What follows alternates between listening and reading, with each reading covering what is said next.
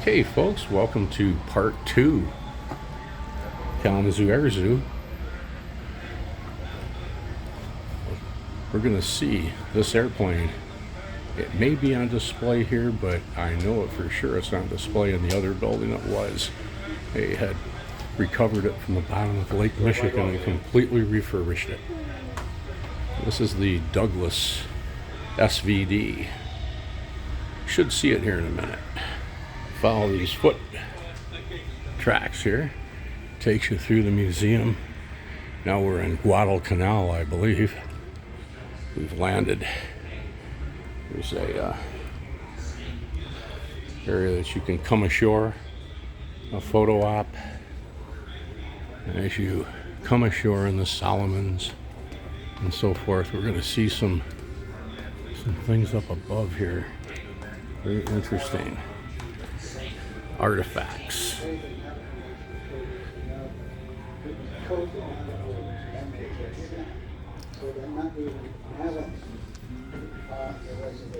Here's some of the Japanese firearms, including the famous knee mortar and one of its rounds of ammunition. Those are not to be fired from the knee, and that's what they call them. We have to mind the signs. Snipers, beware of the snipers. Look what's up there on top of that hill right up there. Here is a beautiful model of the Japanese battleship IJN Congo.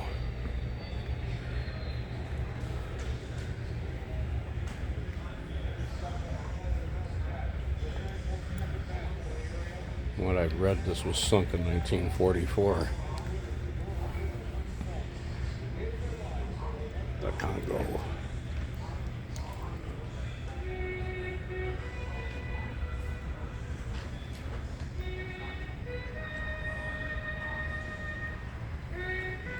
Remember I told you about the cat flight?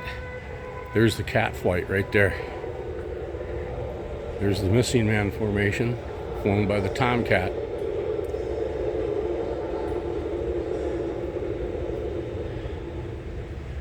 Yep, there they go. I've seen several of these. That one doesn't have the F9 in it. I've seen them with the F9. Very cool. There's Pete Parrish. That video there shows the all done. Hellcat bear. As I mentioned just a second ago, Pete Parrish right here. And there's another flight of the cats. The gentleman right here, his name is Joe, staff here at the Air Zoo, and he knows more about the Wildcat right here, this plane and Parrish. Yep, Pete Parrish actually was a veteran at Guadalcanal and at Peleliu, and during his time in writing, he actually wrote a lot about the Wildcats, covering him and his boys on Guadalcanal, especially after Japanese bombers would strike Henderson Field. He wasn't a pilot himself, he was an artillery officer, but he always wanted to be a pilot, and after his service at Peleliu, he actually volunteered to try to be a pilot, not necessarily for the Wildcat, but to be a fighter pilot. He was actually only 8 flights short. However, after he started the Air Zoo, and actually a little before, he actually managed to collect this Wildcat, which he logged about 1,200 hours flying. 1,200 hours. Yep, both for two things mostly. One was to fly for the Flight of the Grumman Cat show, which you probably have seen. Right. As well as he would use this actually for personal business trips too. Oh man. Hey, that's cool. Well, thank you. Yes, you're welcome. Thank you. Talk to you soon. Yeah, and I hope you enjoy your time here. I appreciate that very much. This aircraft, the only way to get the gear up and down, landing gear here, was inside the cockpit with a crank handle. Yep. He says it takes about 30 turns. He's taken off, the pilot's taken off, he has positive climb, and he's going to retract the gears, so he starts cranking them up by hand. Yep, and one joke that pilot said in the Navy is that you could tell a Wildcat pilot from everyone else because he had a bigger right arm than his left. Well, that's fat. I didn't know that. That's really super cool. And there's the gear. 2 of the 450 calibers. All right. As we come through the cats, here's the F6F Hellcat. Now, Joe was just telling me that the Bearcat is no longer here. It was sold to an air racing group, And the twin-engine Tiger Cat is no longer here. It was also sold to the air racing group. He doesn't know if that's being raced yet, but he does know that the Bearcat is in competition. Now the Hellcat's an interesting aircraft. We've watched John Wayne, others flying the Hellcats in the Pacific. I think there's a movie called The Hellcats of the Navy. It's the F-6F. Well, a pilot of one of these, he's probably deceased now, because he told me about this at an air show probably 25 years ago. And he told me that the aircraft carries the mark of the beast. I says, what? He says, yes. He says, F is the sixth letter of the alphabet. And he says, so is, put the numbers together, and it's the 666 Hellcat. And it carries 650 caliber machine guns. And he looked at me for a second, and I looked at him. I says, you're not kidding, are you? He says, no, and he says it's something that a lot of pilots will poo-poo. But he says there's a good slug of them that don't. They take that serious. He said that it was numbered, and he says it was in the devil's number, and he said it was a hell of a plane. He says it caused a lot of destruction against the enemy. One of the double Wasp engines. Next to it, F4U. I think this is a uniform. It's a Corsair, Pappy Boynton, the Black Sheep. Seen all these planes fly. These all used to fly here in the air shows every year.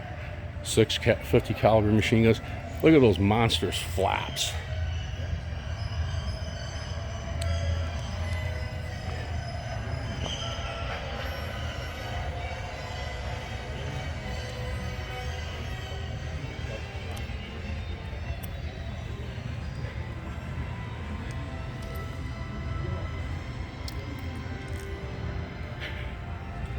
Right behind it is that Dauntless that we've seen dropping the torpedo, the one that was recovered from the bottom of Lake Michigan, and they spent many years and restored it.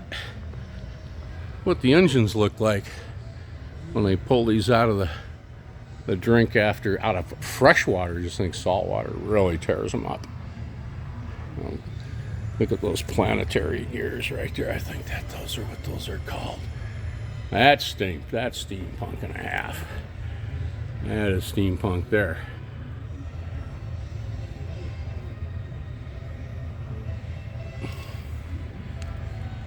You can see the another piece of engine. The huge speed brakes are dropped. And it's funny because you go right from the Pacific and so forth, we'll go right back over this into the Tuskegee Airmen. And the Red Tails. One of my favorite movies. One of my favorite movies. A wonderful display here. All about the Tuskegee Airmen. And rightfully so.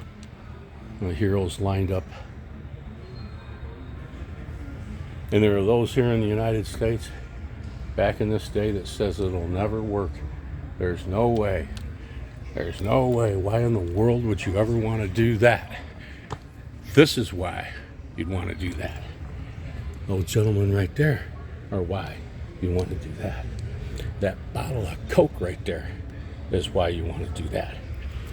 And those flight wings right there, this flight officer, okay, and that air medal right back there is why you want to do that.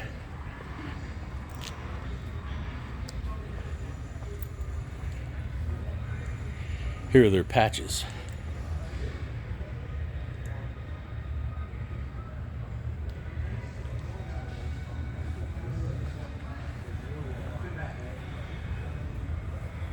Very cool. Okay, take a little bit deeper look here.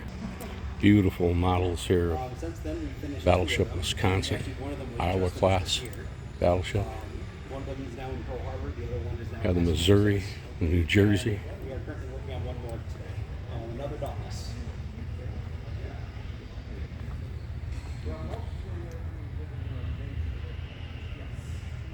Here is a Sandy. It's a Douglas AD Skyraider.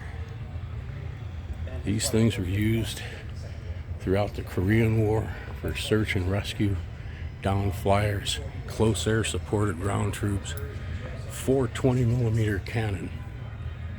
These were launched from the decks of aircraft carriers. I also had a bomb load, as you can see. We're going to talk about this real big bomb here in just a second. It's a model of the Oriskany here in Korea.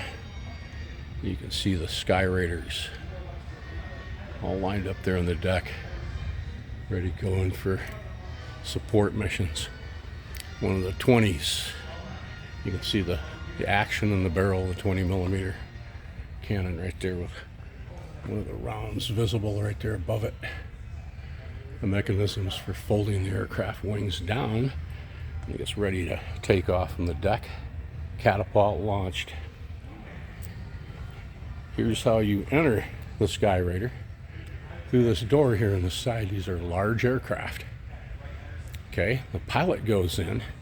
The pilot's seat is lowered. And he gets in the seat and then raises his seat up. His head pops up out of the bubble, and his controls are there, and he flies the aircraft.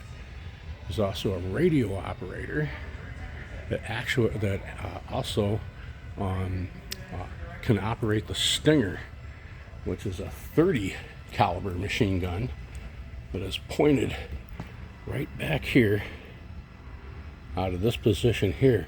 The wheel is raised, and then the gunner will take the weapon and fix the weapon, pointing out the Stinger there, and he can operate that for anything coming up behind the aircraft, trying to get a piece of it like that. My father talked to fellows that were in training in this aircraft and said that was a miserable spot back there, and a lot of them got real sick riding back there. But there's the door in and out. I'm going to talk about this bomb. I found this bomb 35 years ago in a large monthly magazine called the Shotgun News, and they wanted $75 for it. It was in Geneseo, Illinois, at an armory there. It was brand new in its military shipping container, early Vietnam vintage. It was a Mark 88 Model 0, 1,000 pound training bomb.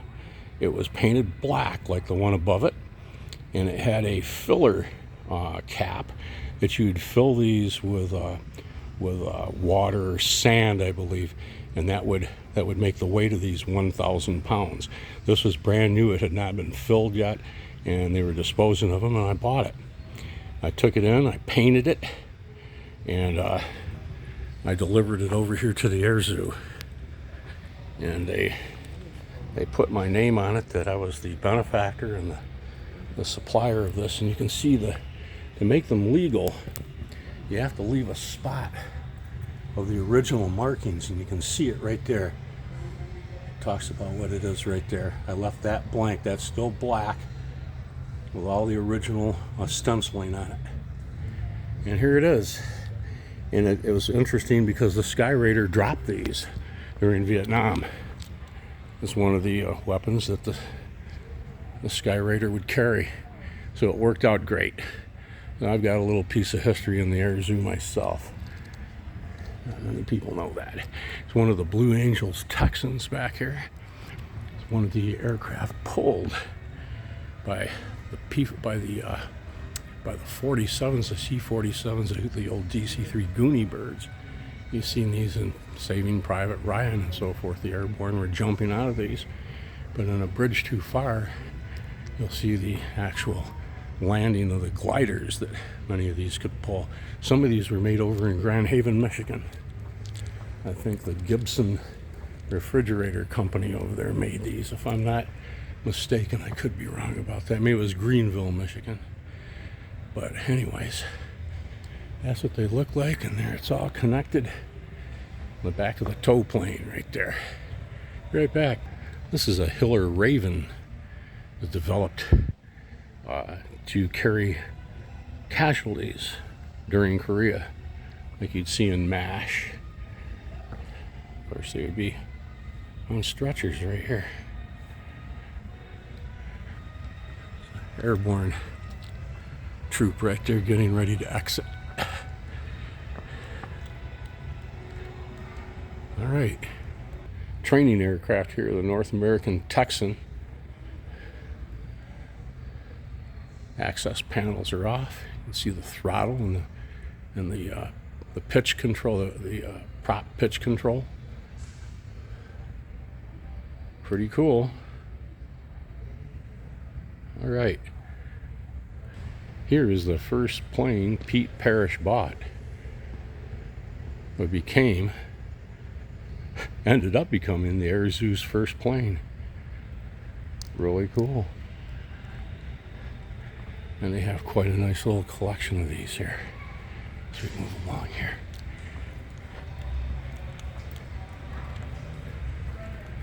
All training planes, training our Air Force pilots, naval pilots, the Army Air Force pilots during World War II. And remember, each one of these took a lot of service, a lot of tending to, a lot of maintenance. Not as much as one of these big birds would, but man, think of all the technicians and all the parts. All right, here we go. Be back in a minute. Japanese grenade and some samurai swords. Other things that were found, taken back from the islands by our troops. Souvenirs. That's not a very good souvenir, a live Ganaka. Well, this is what the tail end of an A4 Skyhawk looks like. Look at the afterburner turkey feathers there. Call those turkey feathers. Those, when they light the afterburner and the fuel dumps into the stream of the engine and ignites, those turkey feathers will pucker all together, making a tighter nozzle for that super gas to fly out of here in the afterburner and give them that huge speed. These are speed brakes for when they land. They open those up and it stops the aircraft as well as dropping the huge flaps. And you can see the tail hook. You're landing aboard ship. One of these is what John McCain bailed out of at the last second on the deck of an aircraft carrier that was on fire, exploding ordnance all over the deck of the carrier, and he survived. And later he was shot down and then spent all that time in the prisoner of war camp there in North Vietnam. You wouldn't believe the kind of metal this aircraft is made out of. This is meant to take enormous amounts of heat. All American made. These are leading edge slats that have been lowered on the leading edge of the wings. Again, coming in for a landing, extending the slats, making the wing surface larger, supporting more weight at slower speeds so that they can land successfully on an aircraft carrier. These A4s, this is a Delta II Skyhawk, armed with twin 20mm cannon, and a bunch of bombs and stuff. These were strike aircraft, carrier-borne. A lot of men in Vietnam owe their lives to strikes from these aircraft. Right back.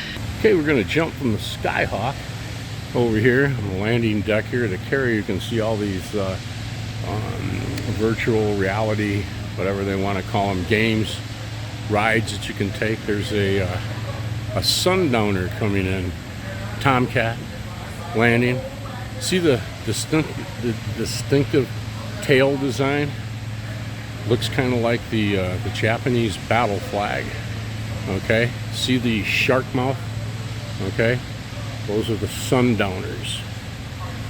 You can look them up. Their helmets are painted the same way as the tails of the aircraft. Okay, right behind me here is an engine from an SR-71.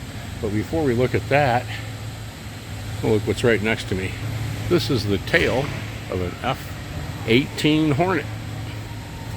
Again, carrier-borne or land-based, mostly carrier. Here's the arresting hook.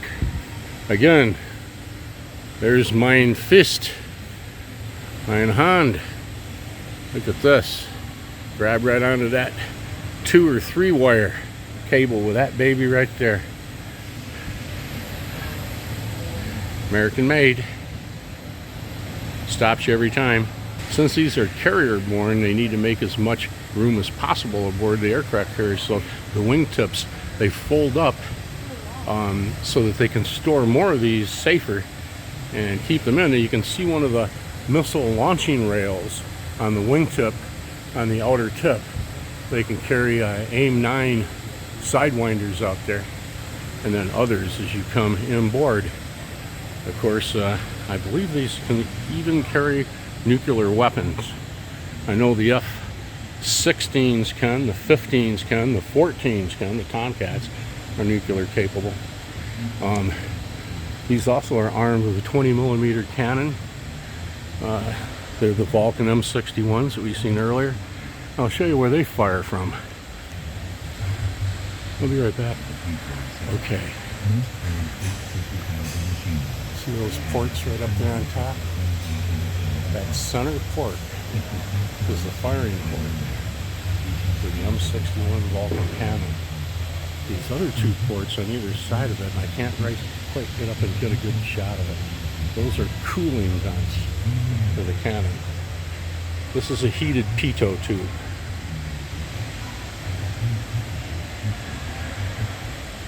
All right. Behind me on this side, I believe, is an F-8, also carrier-borne, early Vietnam, through Vietnam.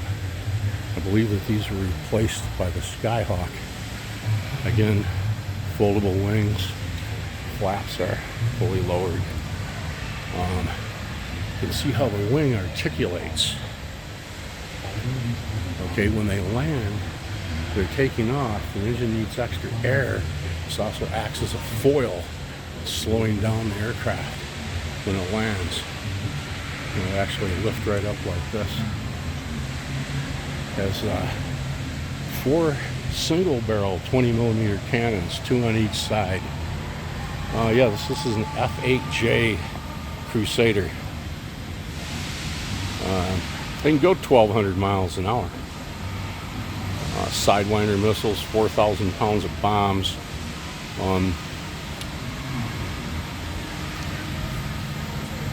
Air intake right here. So forth. Be right back. Okay, everybody wants to see a little something here that Kelly Johnson came up with through Pratt & Whitney. Other developers. SR-71 engine. It's a J58. Nothing else looks like these. Nothing else sounds like these. Nothing else in the United States had been built like these. Look at the afterburner rings in there. Every one of these little ports, every one of these little holes blow fuel out into this jet stream, white hot heat, causing enormous blast effects and thrust coming out of these engines. Unbelievable. The heat that these would generate. Again, here are the turkey feathers right here. Look, I'm playing with a little turkey feather right there. These engines are built like a tank. There's nothing on them that hasn't been thought 100 times over to be made out of the very best materials that the United States could manufacture anywhere in the world. Just these little holdings, these little connections right here are better than the steel in your car. Same goes for this tubing, the highest quality. Look at these connections. Everything. Now we're past the hot section of the engine. We're into the injectors now, into where the fuel, and this is a fuel line. How would you like to have the fuel line on your vehicle? You're pulling in the fuel, what that does. And it is in braided stainless steel, high tensile stainless steel. Look at this handmade tank, a little distributor tank of some sort. Unbelievable. The workmanship, the materials, every little move on the welding. See lacing wire being used there and so forth. And here's the intake fans.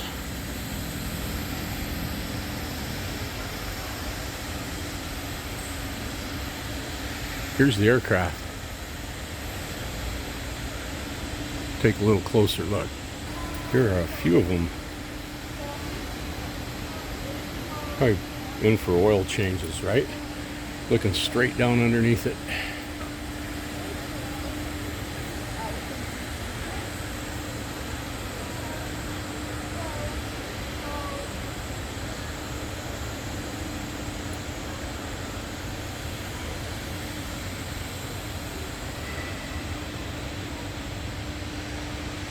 Sorry about the lights. All right, as you can see, the mural is wrapping around the room, and it's coming here into the space, outer space. And there's Michigan, and here the moon, the outer planets, the pillars of creation. Looks like the Cat's Eye Nebula next to that. I believe we're looking at the Pleiades next to that. It could very well be Andromeda. I'm not certain. And then a Hubble deep space.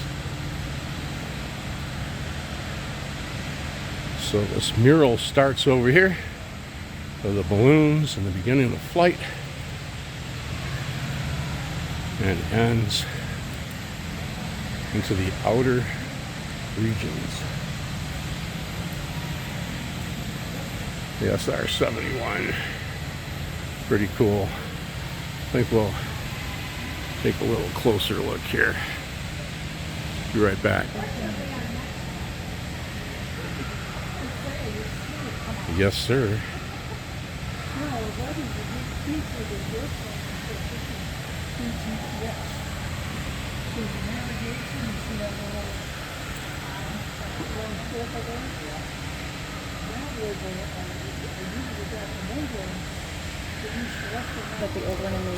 Here's what the forward cockpit of the SR-71 looks like without a pilot's pad.